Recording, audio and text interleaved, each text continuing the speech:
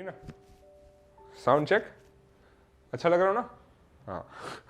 तो इस बार ना हम लोग कुछ इंटरेस्टिंग करने की सोच रहे हैं, कुछ different. This is not coffee with Karan, but still we are brewing some interesting conversations. तो इस बार वंडरिश प्रोडक्शंस के साथ हम लोग लेकर आ रहे टेबल टॉक्स। टेबल टॉक्स में होगी गर्मा गर्म चाय और उसके साथ मीठी मीठी प्यारी प्यारी बातें हो जाए। So please stay tuned and keep watching. Action. Good morning. Good morning भाई। कैसे हो आप? एकदम मज़े में। यूजुअली ऐसा होता नहीं है कि मुझे इस तरफ बैठने का मौका मिले, लेकिन ऐसा मिलता है तब थोड़ा नर्वसनेस मुझे भी खुद को भी फील होता है। सो आर यू नर्वस? 100%। 100%। नहीं तो पहले मतलब कैजुअल सा डेफिनेटली कर सकते हैं कि कैसा आपका हाउ इज इट 2023 में? 23 पता ही नहीं चला एक महीना कहाँ चला गया है। तो कब 31st आया, कब 14th ऑफ जनवरी आई, पता ही नहीं चला। Because currently I am doing plenty of things. Radio में भी बहुत कुछ चल रहा है, डिजिटल पे भी बहुत कुछ चल रहा है। सो ऐसा 5G स्पीड से निकल गया है जनवरी। डेफिनेटली। तो आपका what is your motto for 2023? मतलब गेम प्लान बोलते हैं ना? नहीं यार, मैं गेम प्लान नहीं बनाता हूँ। अच्छा। मुझे ऐसा लगता है कि गेम प्लान बनाने में ऑलवेज बहुत ज़्यादा मैस हो जाता है, क्योंकि फॉर एग्जांपल मैंने प्लान किया कि मार्च तक ये हो जाना चाहिए, अगर वो एक चीज़ नहीं हुई तो उसके बाद की सारी चीज़ें गड़बड़ हो जाती है। सो मेरा एक अल्टीमेट गोल रहता है कि 23 तक कंप्लीशन तक इतनी इतनी चीज़ें हो जानी चाहिए। वो कैसे प्लान आउट होती है वो मैं छोड़ देता हूँ ऊपर वाले पे। पर एक ऐसी कोई चीज तो होगी ना जो आपने पीछे छोड़ी होगी, लाइक 2022 में यू थॉट कि अब इस चीज को I am not going to continue, या मैं ये आगे नहीं ले जाऊंगा 2023 में। बहुत सारी चीज़ें यार, वैसे तो there are plenty of things के जो मैंने छोड़ दिए कि नहीं यार ये कंटिन्यू नहीं करना है। वो थोड़ी पर्सनल बिहेवियर को लेके थी। अच्छा, ओके। हाँ, तो मेरे बिहेवियर में बहुत सारी ऐसी चीज़ें थी जो बिहेवियर इन द सेंस के नॉट बैड एटीट्यूड और समथिंग, लेकिन मुझे ऐसा लग रहा था कि उसमें चेंज लाने से कुछ बेटर हो जाएगा। सो वो मैंने 23 शुरू होने से पहले ही छोड़ दी थी। अच्छा। हाँ, तो एज इन वो कह सकते कि वो पीछे छूट गई। Something in work that you decided to shift और चेंज? मैं बहुत ज़्यादा प्रोकास्टिनेट करता हूँ यार। अच्छा। बहुत ज़्यादा, मतलब लोगों को ऐसा लगता है कि मैं नहीं करता हूँ, लेकिन मुझे पर्सनली ऐसा फील होता है कि अगर किसी को फ़ोन करना है ना उठा के, I am the laziest person. मुझे पसंद ही नहीं है किसी को कॉल करना या किसी का भी कॉल उठाना। सो मैं अभी भी ट्राई कर रहा हूँ कि वो चीज़ छूटे, लेकिन वो छूट नहीं रही है। लेकिन हाँ, वो 50% ऐसा बोल सकते हैं कि वो चीज़ छोड़ी है पीछे। पर वो अच्छा टैलेंट है। हाँ, वो काफी sometime it is also required. हाँ, ना मुझे लगता है कि इट इज ऑलवेज रिक्वायर्ड। मेरे लिए तो वही ट्रू है कि नहीं पसंद है मुझे फोन उठाना है ऐसा कुछ। When I was seeing your Instagram no, मैंने एक चीज जो देखी कि और वो चीज आपका एक फोर्टे, आपका जॉनर है, the observations that you make. और आपने आपके इंस्टाग्राम के प्रोफाइल में भी लिखा है कि you are an observational speaker. हाँ, ताकि लोग मोटिवेशनल स्पीकर ना समझे। उसका मेन मोटिव वो है। तो डिफरेंस क्या होता है दोनों में? यार डिफरेंस मतलब motivational speaker is a very good thing, लेकिन अभी प्रॉब्लम ये हो चुका है ना कि अभी जो यूट्यूब के ऊपर चल रहा है ना, every motivational speaker is like no you can do it, but how can you do it, nobody speaks about that. और जितने भी आप मोटिवेशनल स्पीकर्स इंडिया में ले लो, मैं सबको पर्सनली जानता हूँ। सो मैं आपको एक एग्जांपल दूंगा कि मैं मोटिवेशनल स्पीकर क्यों नहीं लिखता हूँ। मैं इसके पहले सूरत में था, तो सूरत में एक बहुत बड़े मोटिवेशनल स्पीकर की एक स्पीच थी। और वो जो स्पीच थी उसकी फीस थी 1.5 लाख रुपए। उनका जो सेशन था उसके लिए, और वो 1.5 लाख का सेशन था टाइम मैनेजमेंट के ऊपर। वो सेशन था रात को 8 बजे का, ही केम एट 12। और मैं ऐसे मोटिवेशनल स्पीकर के बारे में बात कर रहा हूं कि जिसके मिलियंस ऑफ फॉलोअर्स है, जिनका एक कल्ट है। मतलब मैं वैसे आदमी के बारे में बात कर रहा हूँ। और मैं सिर्फ इन्हीं के बारे में नहीं, बहुत सारे दूसरे भी मोटिवेशनल स्पीकर्स हैं जिनका नाम नहीं लेना चाहिए फॉर ऑब्वियस रीजंस, लेकिन वो बात करते हैं जो वो कभी खुद के जीवन में फॉलो नहीं करते। And it is always about your own branding, या लोगों को सुनने में क्या मजा आएगा। उनकी एंट्री के पहले वो 4 जन आके MLM की तरह वो चिल्लाते हैं कि सर के लिए तालियां हो जाए, तो वो वाला जो है जोन, वो मुझे पकड़ना ही नहीं है। हाँ, तो आपकी प्रोसेस क्या रहती है जब आप ऑब्जर्व करते कोई भी चीज? तो what is the process of observing? क्योंकि ऑब्जर्विंग ऐसी चीज है, मेरा ये मानना है कि बहुत कम लोगों को, not everyone can observe and then express it. तो आपकी जो प्रोसेस है वो क्या है? ऐसा स्पेसिफिक प्रोसेस तो नहीं है, लेकिन सब लोगों का कुछ ना कुछ नेचुरल होता है ना, कि आप में नेचुरल कोई ना कोई एक टैलेंट होता है जो भगवान ने दिया हुआ है आपको। तो मुझ में शायद वो ऑब्जर्वेशन है कि अगर मैं किसी के साथ बात भी कर रहा हूँ ना, तो आई गेट दैट फील कि अच्छा उसके दिमाग में क्या चल रहा होगा या हाउ डज ही फील। लेकिन वो प्रैक्टिस से भी आया है। रेडियो के ऊपर my show is all about conversation. तो मैं जितनी बातें करता हूँ उससे ज्यादा अहमदाबादीज बात करते हैं मेरे शो के ऊपर आकर। तो बहुत बार ऐसा होता है कि मैं उनको एक कोई स्पेसिफिक क्वेश्चन अगर पूछ लेता हूँ, मुझे लगता है कि इनके लाइफ में इनके बात के पीछे का मतलब ये है, कुछ फैमिली इशू है, मैं पूछता हूँ तो ऐसा निकलता है कि हाँ ऐसा है। So I think it is a very natural instinct. Okay. And मुझे ये पूछना था कि whenever you write और ऑब्जर्व, तो आप तुरंत लिख लेते हो या नहीं जैसे तुरंत। आपने अभी कुछ ऑब्जर्व किया तो अरे हाँ मैं फोन में नोट। हाँ, वैसे मैं तुरंत नोट डाउन कर लेता हूँ। हाँ। क्योंकि मुझे एक बहुत बुरी आदत है, मैं अगर नोट डाउन नहीं करता ना तो मुझे नहीं याद आता कि मैं कौन से टॉपिक पे सोच रहा था। राइट। और मेरे साथ हमेशा ये रात को होता है। मेरा शो सुबह में शुरू हो जाता है 7 o'clock, सो मुझे पहुंच जाना पड़ता है 5:36 के अराउंड। मेरी सबसे बुरी आदत, मेरे दिमाग की सबसे बुरी आदत ये है कि मुझे सारे थॉट्स आते हैं रात को 2 बजे, और वो 2 बजे मुझे रोज उठना पड़ता है, मुझे रोज रिकॉर्ड करना पड़ता है, रोज मुझे खुद को व्हाट्सएप करना पड़ता है कि ये थॉट कल भूल ना जाओ, ये थॉट कल भूल ना जाओ। So you are a night owl? अरे हाँ, एनी टाइम। सो इससे पहले जब मैं सूरत में था, सूरत रेडियो मिर्च में था, तो मैं वहां पर इवनिंग शो करता था 5 to 9। और उसकी जो हैबिट थी एक कि रात को लेट नाइट आप जाग रहे हो तो देयर इज नो इशू, तो वो अभी तक है, लेकिन अब थोड़ा अपने आप को डिसिप्लिन में लाया हूं मैं। आपने अभी टैलेंट की बात की और उसमें आपने अभी सूरत मिर्ची रेडियो स्टेशन की बात की, तो अभी टैलेंट आपके पास एक और है, आप अल्फाज से बहुत अच्छा खेल सकते हैं शब्दों के साथ। तो और सूरत भी आपने बोला, तो आपकी जो जर्नी है वो क्या रही है? मतलब कितने टाइम से आपने स्टार्ट किया ये जो आरजे का आपने सोचा कि आरजे मुझे बनना है, so how did all that happen? यार एक्चुअली ना मुझे आरजे एग्जिस्ट करता है ऐसा नहीं पता था, टू बी वेरी ऑनेस्ट। उसका रीजन ये है क्योंकि मैं भरूच में रहता था, तो भरूच में रेडियो स्टेशन ही नहीं था। वो पुराना वो गवर्नमेंट रेडियो स्टेशन आता था, तो वो भी दादाजी ऐसा कहीं पे वायर वायर लगाए तो सुनाई देता था। तो मेरे लिए भरूच के लिए radio as in RJing was non existing. तो उसके बाद में मैं मुंबई में काम कर रहा था, प्लेज में काम कर रहा था, सब टीवी में मैंने काम किया, काफ़ी सारी फिल्मों में एज एन असिस्टेंट डायरेक्टर काम किया। तो वहाँ पर मुझे एक बहुत बड़े वॉइस ओवर आर्टिस्ट है, उन्होंने मुझे बोला था कि यार तेरा आवाज़ अच्छा है, लेट्स ट्राई समथिंग। तो वो मुझे साउथ की फिल्म्स में डबिंग के लिए लेके जाते थे, काफ़ी सारी एड्स में लेके जाते थे। देन समबडी सेड कि यार रेडियो स्टेशन में भी यू शुड ट्राई। और वो बात जब उन्होंने बोली, वो मैनिफेस्टेशन गिनो या कुछ भी गिनो, मैंने आरजेस को सर्च करना शुरू किया। बिकॉज मैं फिल्म इंडस्ट्री में था, तो आरजे ध्वनित के बारे में मुझे पता था, बिकॉज उन्होंने फिल्म की थी इसीलिए। तो किसी ने बताया था कि रेडियो जॉकी है और उन्होंने फिल्म की है, तो मैंने ध्वनित को सर्च किया था। और जिस दिन मैंने सर्च किया, उनका गिटार गुरुवार मैंने सर्च किया था, और फिर मैं इंस्टाग्राम पर गया, तो इंस्टाग्राम पे वेरी सेम मोमेंट उन्होंने आरजे हंट का फॉर्म अपलोड किया था। और वो फॉर्म मैंने डाउनलोड किया, मैंने बोला कि लेट्स ट्राई समथिंग, अगर लोग बोल रहे हैं कि आवाज़ अच्छी है तो कुछ हो सकता है, लेट्स ट्राई समथिंग। तो तभी मैंने फॉर्म भरा था, और उसके बाद में आरजे हंट हुआ, I one that RJ Hunt, और उसके बाद में आई जॉइंड मिर्ची। So you were into acting?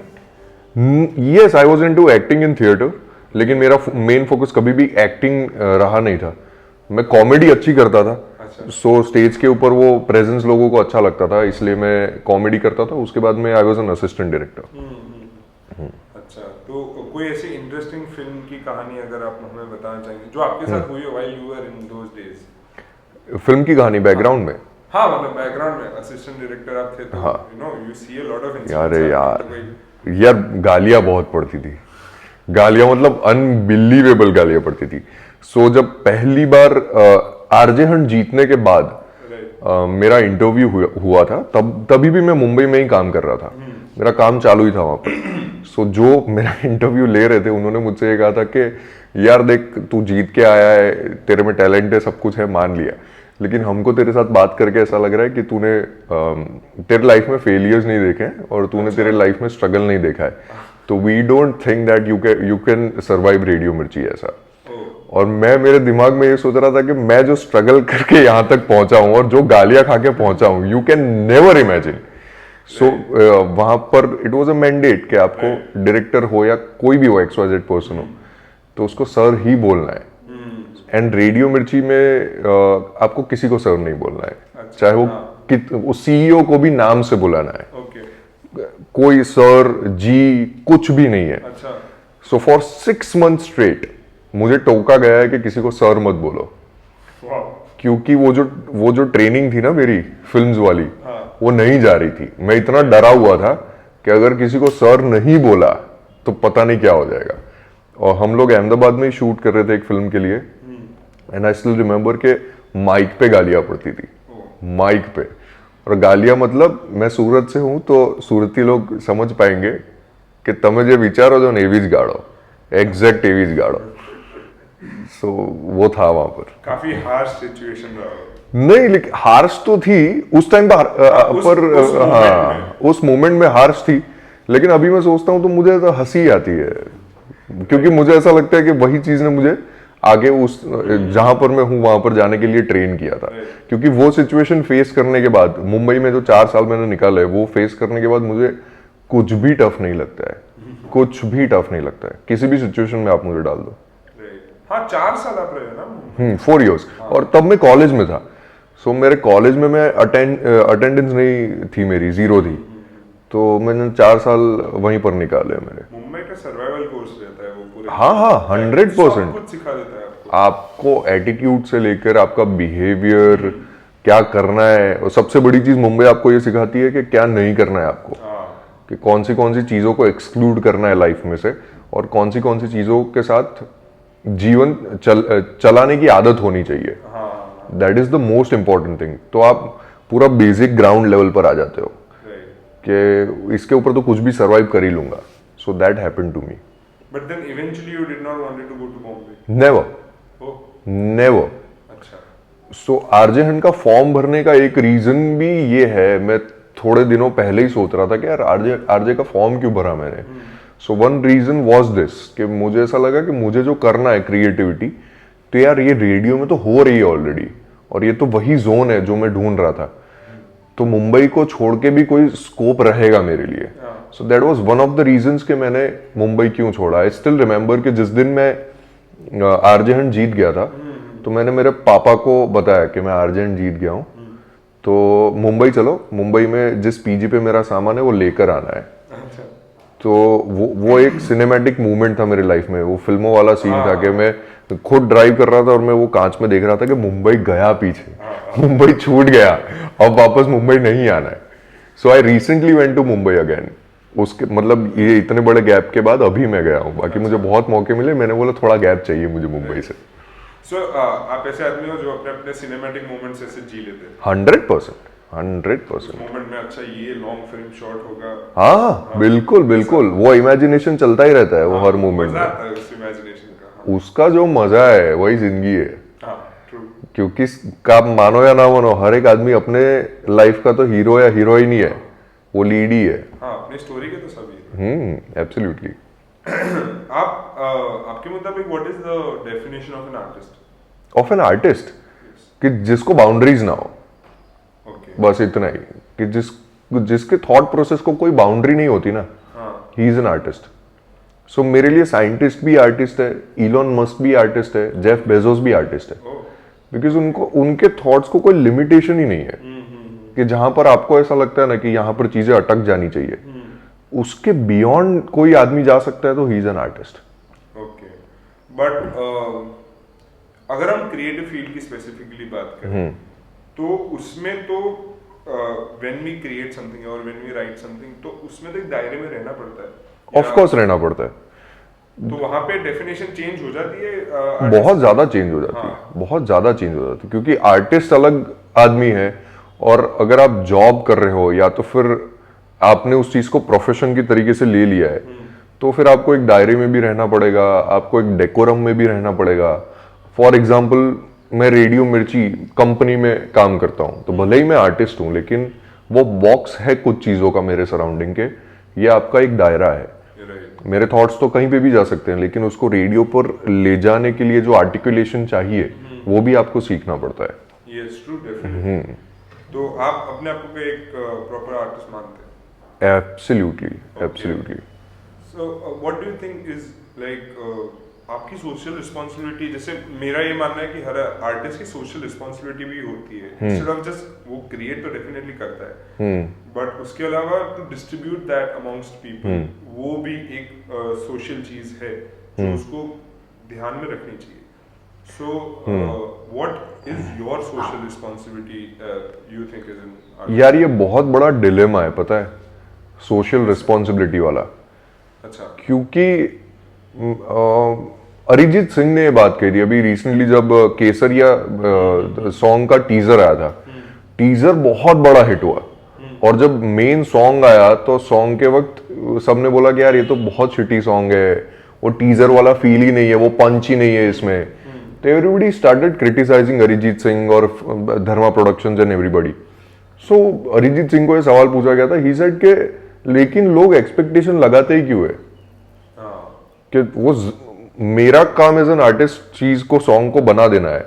अब आपकी एक्सपेक्टेशन में पूरी नहीं कर पाया, उसमें मैं क्या करूं?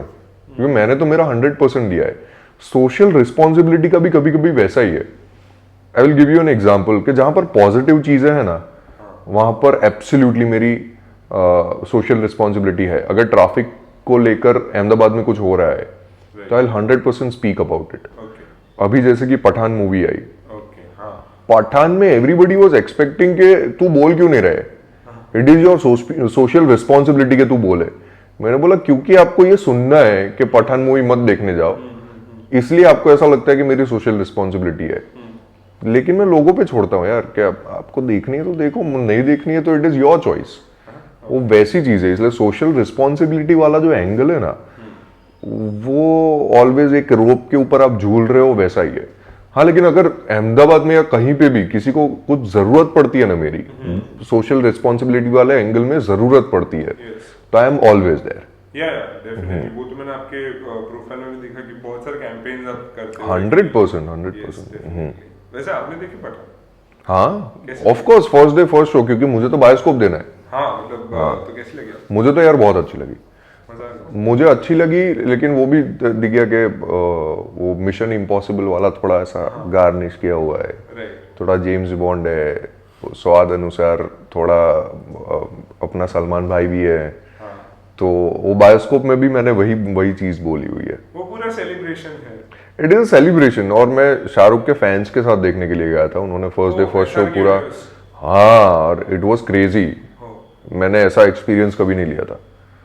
हाँ, और फिल्म देखने के बाद मुझे ऐसा नहीं लगा कि इसमें कुछ कंट्रोवर्शियल है। हाँ, कुछ लोगों का पर्सपेक्टिव अलग हो सकता है, लेकिन फिल्म की सिर्फ बात करूं तो मुझे ऐसा नहीं लगा।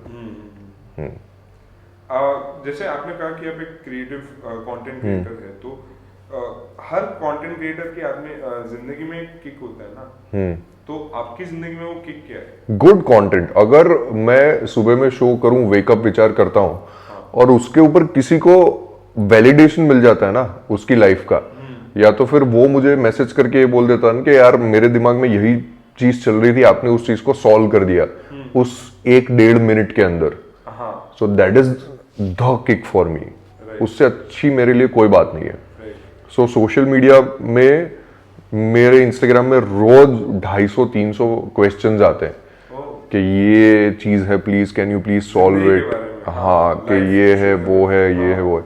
So that is validation for me के कम से कम लोग आप पर और आपकी ब्रांड पर इतना भरोसा रख रहे हैं कि यार ये सॉल्व कर देगा।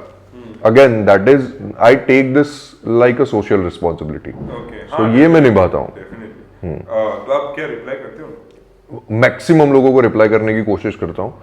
और क्या है ना कि 250-300 मैसेजेस अगर मैंने कहे ना, तो 4 बकेट में ही होते हैं। तो मुझे पता चल जाता है, क्योंकि 90% मैसेजेस आर अबाउट रिलेशनशिप्स। सबको वही प्रॉब्लम होता है कि मेरे घर में हस्बैंड के साथ ये है, या मेरी वाइफ के साथ ये है, या मेरे दोस्तों के साथ ये है।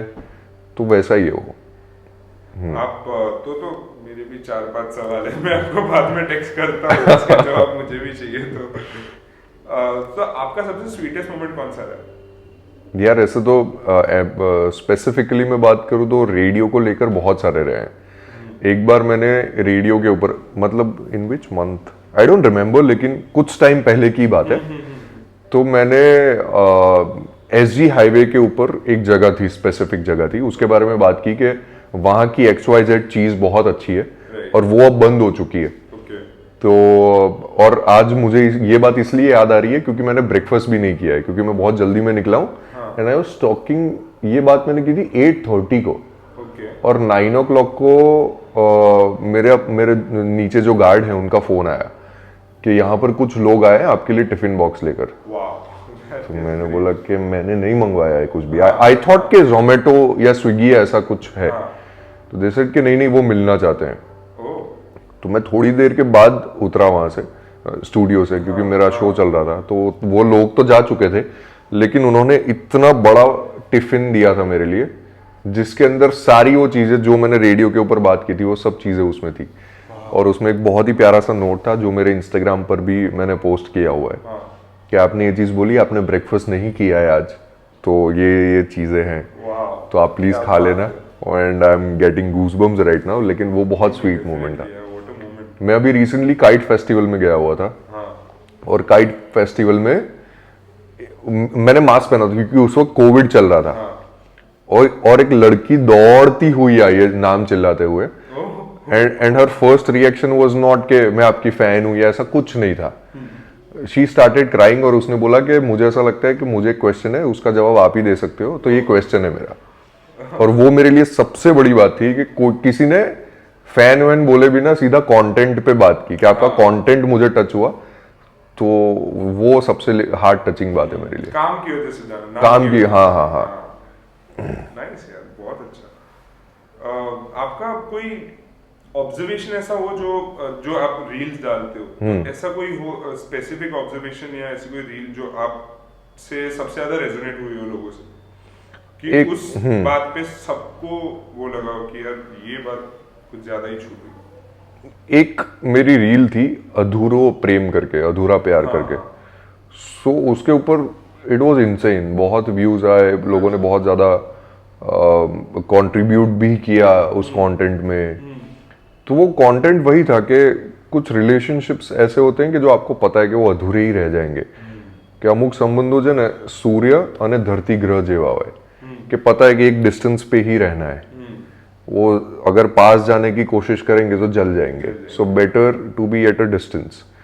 और सबकी लाइफ में एक रिलेशन तो ऐसा होता ही है कि आप क्लोज जाना चाहते हो, लेकिन या तो उसकी शादी हो गई, या तो ब्रेकअप हो गया, या कुछ और हो गया, लेकिन आप उससे क्लोज नहीं हो पाए। हाँ, डेफिनेटली। हाँ। एंड आपके ऑब्जर्वेशंस क्या आपको, डज इट हेल्प यू और is it more? Of course, नहीं, it helps me first.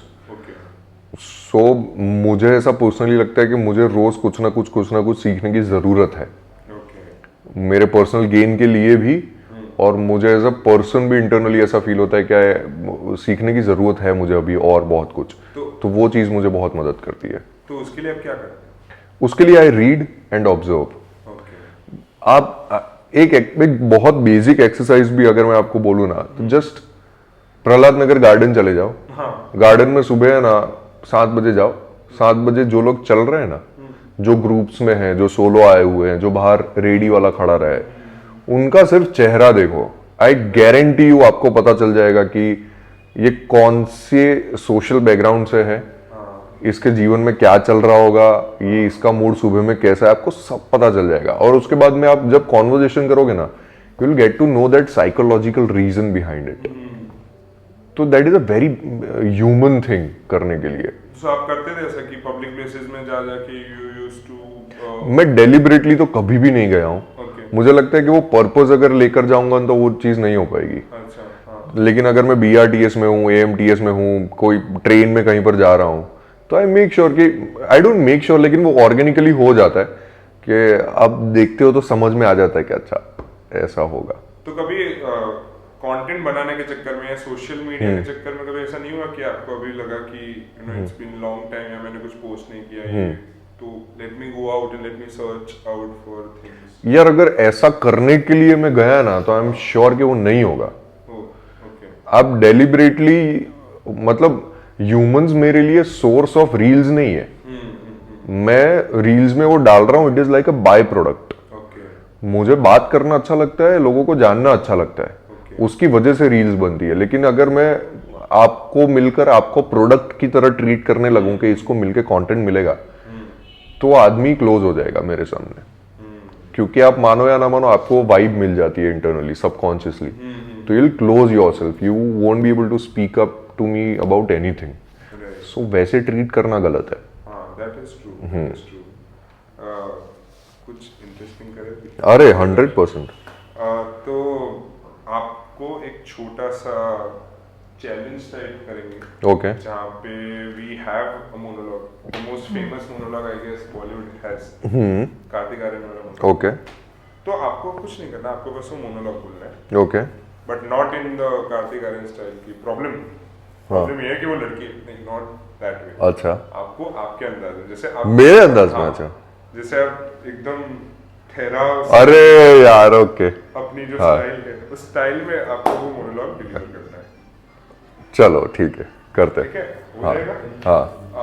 So monologue हमारे पास है, ये हमारे टीममेट का फेवरेट मोनोलॉग है। तो अच्छा, मुझे बहुत ज्यादा मेरे जो कॉलीग्स हैं, हाँ, वो ये मुझे बोलते रहते हैं कि वो मेरी एक्टिंग बहुत ज्यादा करते हैं। अच्छा, बहुत ज्यादा। हाँ हाँ हाँ, वो हमने देखा है। हाँ, तो वो मेरे साथ तो रोज होता है जो भी वीडियो रखता हूँ। So there are two things जो उन्होंने मुझे बोली हुई कि मैं बहुत ज्यादा करता हूँ, तो वही चीज करेंगे। ठीक है, एक तो ये है, हाँ, this is how I am. वो मुझे नहीं पता कि मैं ऐसा क्यों होता हूँ, लेकिन ऐसा ही होता हूँ मैं। Okay, right. चलो, give me a start, I will start it. Okay, Okay, going for the take in 3, 2, 1 and action. चश्मे की कमी है लेकिन चल जाएगा। प्रॉब्लम ये है, एक मिनट, प्रॉब्लम ये है कि वो लड़की है। प्रॉब्लम ये है कि वो लड़की है। और क्या प्रॉब्लम हो सकता है? प्रॉब्लम ये है कि मैं चाहता हूं कि मेरी लाइफ में कोई प्रॉब्लम ना हो, लेकिन अगर मेरी लाइफ में कोई प्रॉब्लम ना हो तो ये उसकी सबसे बड़ी प्रॉब्लम है। અને મને એવું લાગે છે કે દરેક રિલેશનશિપમાં આવું જ હોય કે જો એની લાઈફમાં પ્રોબ્લેમ ના હોય, કે તમારી લાઈફમાં કોઈ પ્રોબ્લેમ નથી, તો એને પ્રેમ જ ના કહેવાય। બસ हो गया भाई मेरा।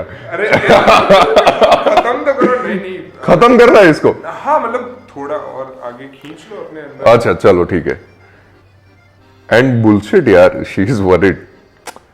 उसे तो सेलिब्रेट करना चाहिए, because this is exactly what she wants. वो जो चाहती है वो तो मिलना ही चाहिए। सीरियसली यार, आजकल जब भी वो मुंह खोलती है, मन करता है कि मुंह में कुछ ठूस दो। ट्रस्ट मी यार, 6 महीने में I have had it all. सब देख लिया मैंने। अब गुस्सा, प्यार, कैसी रिलेशनशिप, कहां की खुशियां। रिलेशनशिप का मतलब ही ये है, रिलेशनशिप का मतलब ही तो ये है to enter into your own happiness. उसके बाद all you have to worry is about उसकी खुशियां, उसका बर्थडे, उसके प्यारे टॉमी का बर्थडे, उसका न्यू ईयर जो कभी तुम्हारा भी न्यू ईयर था। इन लड़कियों को ना कोई खुश नहीं रख सकता। A happy woman is a myth. तू बैटमैन वाली कोई देख ले, नाकारा हो, नपुंसक हो, मैं तुम जैसे नाकारा हो, नपुंसक हो, मैं तुम जैसे इंसान के साथ कभी रह नहीं सकती। जिस दिन बेचारा बैटमैन बन गया, उसी दिन बोली तुम तो बैटमैन बन गए यार। अरे मुझे तो एक नॉर्मल इंसान चाहिए था। मैं तुम्हारे साथ कैसे रह सकती हूं? सब सालाना इन कहानियों का दोष है। ब्लडी बॉलीवुड रोमांटिक मसाला। एक लड़की,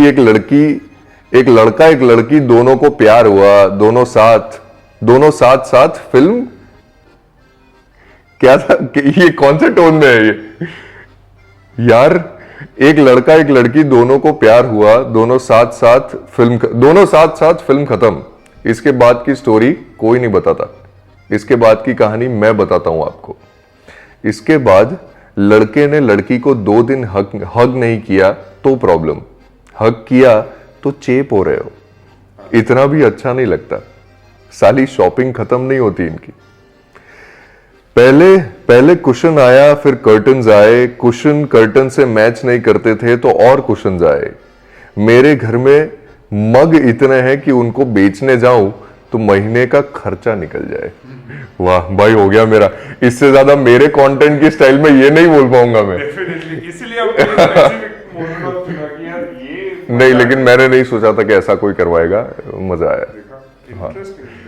आई एम जस्ट इमेजिनिंग कि वो कार्तिक आर्यन भी ऐसा ही करके अगर बोलता तो कैसा रहता। क्या हालत होती, इतने बेस में बोलता तो उसकी गर्लफ्रेंड वापस आ जाती। छोड़ना यार, तू कविताएं सुना मुझे, ये सब तो चलता है। मैंने अभी एक रील रखी थी कि अगर आपको ये जानना है ना कि कोई आदमी झूठ बोल रहा है सच बोल रहा है कितना जेन्युइन है, तो उसके शब्दों के ऊपर कभी नहीं जाना चाहिए, उस बात के ऊपर जाना चाहिए कि वो बोल किस तरीके से रहा है। दैट मोनोलॉग शोज इट कि अगर अलग तरीके से कोई कम्युनिकेशन हो जाए ना उतना तो पूरा मीनिंग चेंज हो जाता है। हाँ, पूरा मीनिंग चेंज हो जाता है।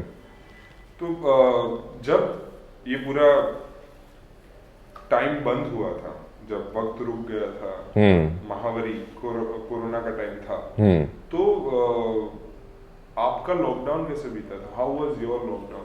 इट वाज वेरी डिफिकल्ट, क्योंकि उसका रीजन ये है क्योंकि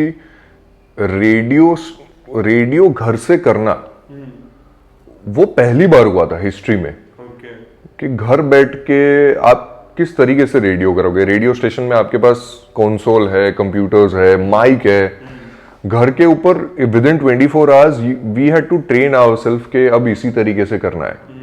सबको घर पे पीसीस दिए गए थे, माइक है नहीं आपके पास, आपको क्योंकि कुछ अमेजोन से या फ्लिपकार्ट से उस वक्त इनिशियल स्टेजेस में आ नहीं रहा था, सो आपके पास माइक नहीं, आपको मोबाइल में रिकॉर्ड करना पड़ रहा है।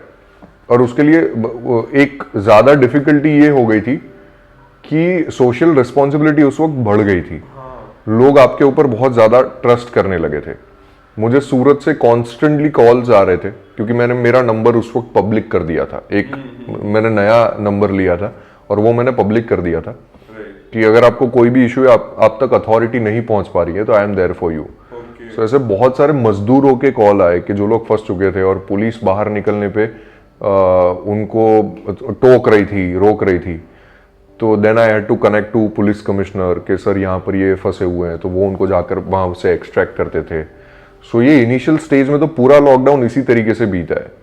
और सेकेंड लॉकडाउन भी वैसे ही बीता था because I was in constant contact with every hospital. So hospital से मुझे डायरेक्टली रिपोर्ट मिलती थी, तो मैं रेडियो के ऊपर ये बात नहीं करता था कि आज कितने केसेस हुए या क्या हुआ। मैं ये बात करता था कितने लोग ठीक हुए, क्या हो सकता है, what is the update. So Bharuch में मैं था उस वक्त लॉकडाउन के वक्त। So there is a hospital in Surat के जिनके पास बेड्स की अवेलेबिलिटी थी। तो 163 पेशेंट्स को भरूच से एम्बुलेंस मैनेज करवाकर सूरत भेजा हुआ था। So I was constantly on call. Okay, so तो आपके लिए भी काफी रश रहा था? रश तो था ही, लेकिन बहुत ज्यादा डिस्टर्बिंग लॉकडाउन था। क्योंकि जब आप 163 फोन उठा रहे हो उसका प्रॉब्लम नहीं है। प्रॉब्लम उस वक्त ये था कि उसमें से इतने जन की डेथ हो गई तो वो भी फोन आता था कि आपने वो करवा तो दिया लेकिन वो अब नहीं है। तो और it was a very disturbing thing for me कि मुझे कभी कभी ऐसा होता था क्योंकि एक फोन चल रहा है और 4 मिस कॉल आ रहे हैं, तो मुझे वैसा रह जाता था मन में कि अगर वो जो मिस कॉल्स है शायद मुझसे 10 मिनट की देरी ना हो गई हो।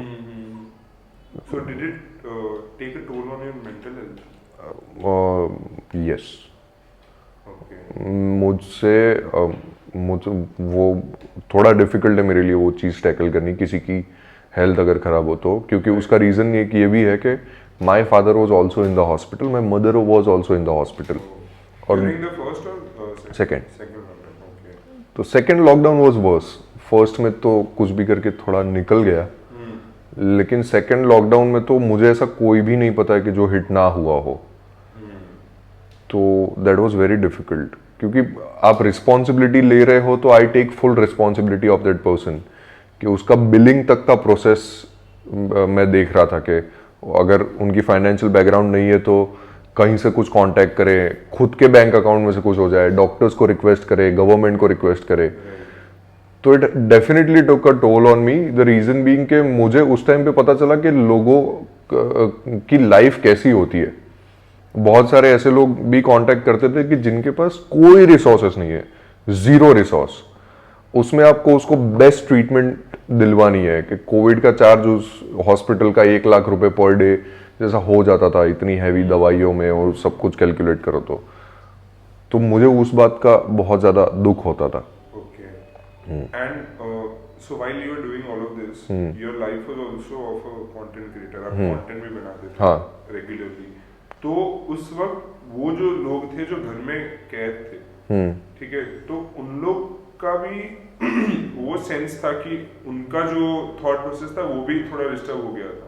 भले उनको they were not in that situation कि उनको कोविड हुआ हो, बट वो 2-3 महीने घर में रहना और ये जो हो रहा था, उनका काम अटक गया था, तो तब उन लोग के आप पर मैसेजेस आए थे क्या कि रिगार्डिंग दिस कि you know we are not feeling well, आप हमसे भी बात करो, आप हमें बात करो, तो वो भी एक अलग से पूरा सेक्शन होगा जो आपसे कांटेक्ट करता होगा other than this for helplines? 100% उस चीज के लिए तो मैंने इतनी बड़ी रिस्पॉन्सिबिलिटी उठा ली थी कि चाहे कितना भी बिजी शेड्यूल क्यों ना हो, लेकिन मैं इंस्टाग्राम लाइव करूंगा, मतलब करूंगा।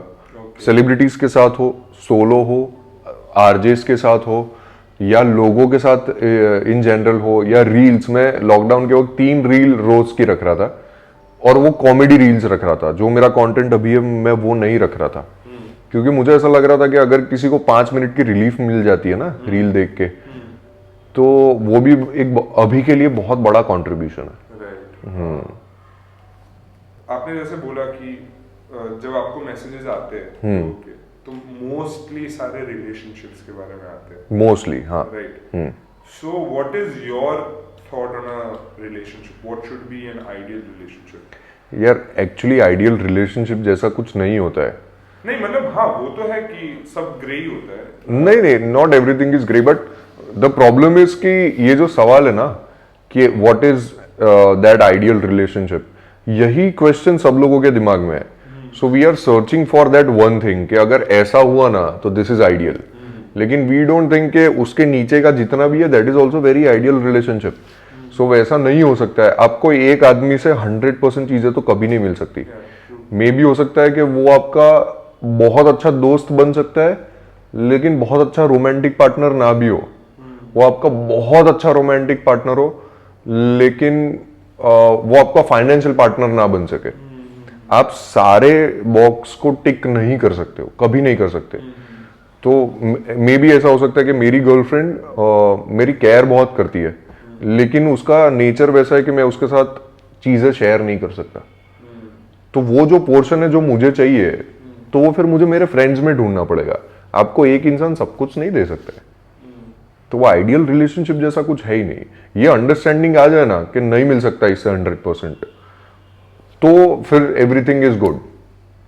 And what are your thoughts about marriage? अब शादी के बारे में क्या सोचते हैं? शादी के बारे में यार वेरी सब्जेक्टिव थॉट। मुझे ऐसा लगता है do it when you are ready, completely ready. और डाउट में और झूलते झूलते वाली चीज में तो नहीं करना चाहिए। और मैं अरेंज मैरिज के थोड़ा सा खिलाफ हूँ।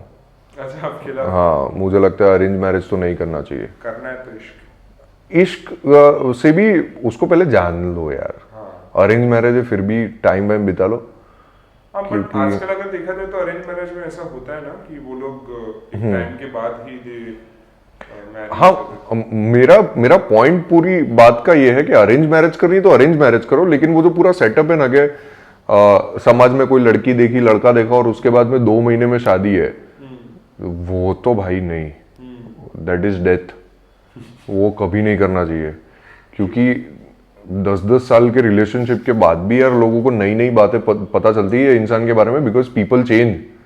वो कभी भी वो फ्लिप हो सकती है चीजें।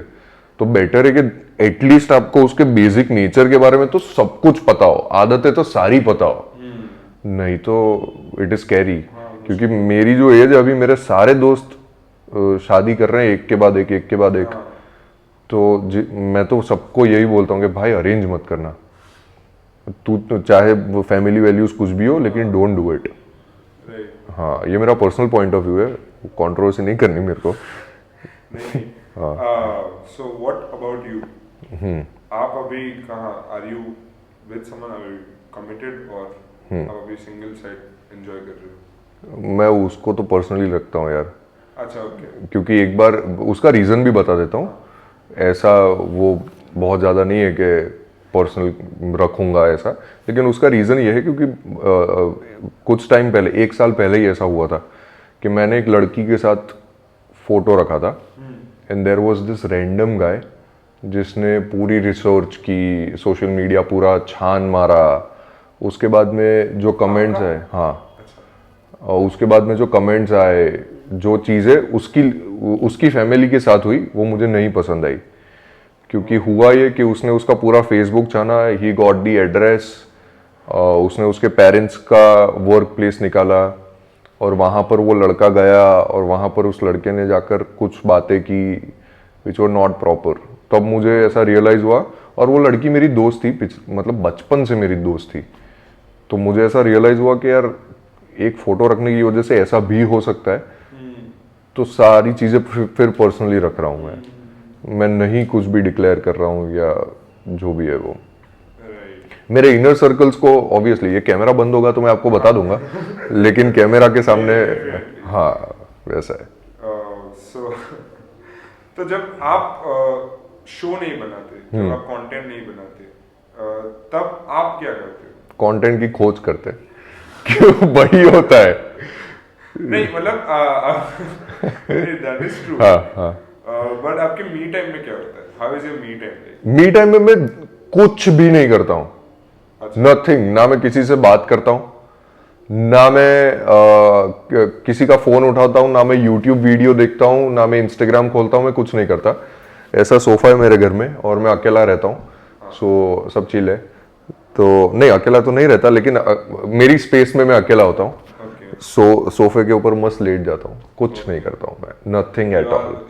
हाँ बस बस बस बस वही करता हूँ, क्योंकि मुझे लगता है कि दिमाग को थोड़ा यार शांत रहने की भी जरूरत है। तो उसमें आपका दिमाग शांत रहता है? मेरा तो बहुत शांत रहता है। अच्छा, थॉट्स नहीं आते क्या ऐसे बिना? थॉट्स आते हैं, लेकिन कंफर्टेबल थॉट्स होते हैं, डिस्टर्बिंग थॉट्स नहीं होते हैं। अच्छा, कि वैसा थॉट नहीं होता है कि शिट यार वो चीज रह गई है, चलो अब भागो वो करने के लिए, वैसा थॉट नहीं होता है। अगर वो ऐसा आता भी है तो भी मैं कंट्रोल कर लेता हूँ। ओके, हाँ फिर ठीक है। हाँ। तो आप बुक्स वगैरह पढ़ते हो? कौन सी कोई अच्छी बुक जो आपकी फेवरेट रही? अभी मैं हैबिट्स के ऊपर पढ़ रहा हूँ। कौन सा, क्या टाइटल है यार उसका? Atomic habits. एटॉमिक हैबिट्स, वो पढ़ रहा हूँ मैं, जेम्स क्लियर की। yes. हाँ, तो currently I am reading that, और ध्रुव भट्ट की तत्वमसी है, सो गुजराती में मैं वो पढ़ रहा हूँ। ओके। एक आखिरी सवाल जो मैं आपसे पूछना चाहता हूँ कि जैसे अगर if you want to go back in time and if you want to say something to your younger self, तो one advice that you would like to give your younger self? Nothing यार, सब सही हुआ है। जैसे कर रहे हो वैसे करने दो। जैसा कर रहे हो वैसा करने दो। वो क्या है ना, ये वो जो साइकोलॉजियन के पीछे जाके अपने आप को क्यों करना है, वो जैसा चल रहा है वो बेस्ट ही हुआ है आपके साथ। आप जहाँ पर भी हो ना, there are specific reasons for it, और वो गलतियों को अगर निकाल दिया जाए ना आपकी लाइफ में, then you will not be here. इसलिए मैं वो कभी उस साइकोलॉजी से सोचता ही नहीं हूँ, क्योंकि पीछे जाके हर आदमी यही बोलता है कि ये गलतियां मत करना, या ये जो नहीं किया ना वो करने जैसा था। You want to rectify things. आप आज के दिन में कुछ रेक्टिफाई नहीं कर पा रहे, पास्ट में तो क्या ही कर लोगे। सो वो मेंटालिटी कोई मैंने बाहर कर दिया है मेरी लाइफ से। और अगर यंगर जनरेशन को अगर वन पीस ऑफ एडवाइस अगर हमें देनी हो तो? Be more real. यार वो बहुत दादाजी जैसी बात है, लेकिन मुझे ऐसा लगता है कि करनी चाहिए। कि अभी एक फ्रेंड मेरे घर पे रुका हुआ है वाइल वी आर स्पीकिंग। उसकी बैचलर्स है, सो बैचलर्स के लिए आया हुआ है। तो उसने कल रात को हमारी बात हो रही थी, तो उसने मुझे एक बहुत बढ़िया बात बोली कि यार पहले जो आदत थी ना कि लोगों को तकलीफ देने की आदत, कि भाई मैं तेरे घर पे आ रहा हूँ, तेरे घर पे ही रुकूंगा, और वो हक समझना लोगों के ऊपर, वो है ना अब खत्म होता जा रहा है। कि आप जेन्युइनली अगर आप फ्लैट में रह रहे हो या बंगलो में रह रहे हो ना, तो आई एम श्योर कि वो जो आदत थी ना पहले, वो कटोरी लेके जाने की, वो शक्कर चीनी मांगने की, वो है ना धीरे धीरे खत्म हो रही है। वो नई जनरेशन में तो नहीं ही है, वो मैंने देखा हुआ है। तो वो थोड़ा ह्यूमन टच अगर वापस आ जाए तो मजा आ जाए। क्योंकि पहले क्या होता था कि उबर नहीं थी, तो अगर आपको रात को 2 बजे अहमदाबाद स्टेशन पर उतरना है ना, तो यू विल मेक श्योर कि आपका ऐसा कोई दोस्त या ऐसा कोई रिलेशन हो कि जो आपको लेने के लिए आए। तो वो नई जनरेशन, अगर उनसे उतना, नई जनरेशन इन द सेंस के मैं भी यंग ही हूं, लेकिन जो जस्ट अभी 18 हुए हैं, मैं उनकी बात कर रहा हूँ कि अगर वो ह्यूमन टच आ जाए ना तो मजा आ जाएगा लाइफ जीने में। रिश्ते बिखर रहे हैं सोशल मीडिया की वजह से। सोशल मीडिया की वजह से तो हाँ, एक फैक्टर वो है, बहुत सारे कंट्रीब्यूटिंग फैक्टर्स और भी हैं जिसके ऊपर एक अलग पॉडकास्ट हो सकता है। हाँ, लेकिन यस, आई होप आज मजा आया होगा। मुझे तो बहुत मजा आया। हाँ, वाइब अच्छी लगी आपको? मुझे वैसे इंटरव्यूज नहीं अच्छे लगते हैं कि जहां पर एक क्वेश्चन एंड होने के बाद दूसरा हो। अगर कॉन्वर्जेशन में सारी चीजें फ्लो हो रही हो तो बहुत मजा आता है। So this is for the first time कि किसी ने इंटरव्यू लिया है और वो बहुत स्मूथ हुआ है और बहुत मुझे मजा आया है। So that is a great thing for you. Thank you so much, means a lot. हाँ, ठीक है, तो मुझे भी बहुत मजा आया आपके साथ बात करके। एंड आई होप आप मुझे वो बुक तो डेफिनेटली दीजिए। 100%। एंड आई होप कि हम बहुत जल्द वैसे ही कुछ काम करें। बिल्कुल, why not. Okay, thank you for having me here. Thank you. Bye bye.